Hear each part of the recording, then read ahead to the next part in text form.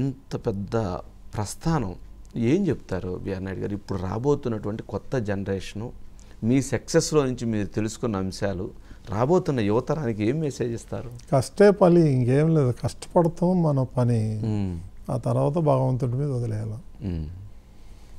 భగవంతుడు చూసుకుంటాడు. దైవశక్తి అనేది ఉంది. నేను బాగా ప్రకారం నమ్ముతా, దైవశక్తిని నమ్ముతా. అందుకని నాకు ఇవన్నీ వస్తాయని ఏం తెలియదు కదా.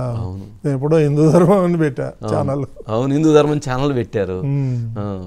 అసలు ఛానల్ అసలు ఎందుకు పెట్టాలనిపించింది అసలు హిందూ ధర్మం ఛానల్లో?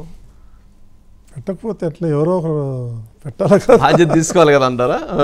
బాధ్యత తీసుకున్నారు, చెయ్యాలి మనం హిందూ ధర్మానికి అని చెప్పి. అవును, పెట్టారు. అంటే అది కొంతమంది స్వామీజీలు ఉంటారు, సోకాళ్ళు స్వామీజీలు, వాళ్ళు నాకు కబురు పెట్టారు, హిందూ ధర్మం ఎందుకు పెడుతున్నాడు ఈయన, పెట్టద్దని చెప్పు. ఎందుకని? హైందవ ధర్మం అని పెట్టమను, లేదా ధర్మం అని పెట్టమను. అంటే నేను అన్నాను, ఏ తప్పేంది, హిందూ ధర్మం పెడితే తప్పేంటి?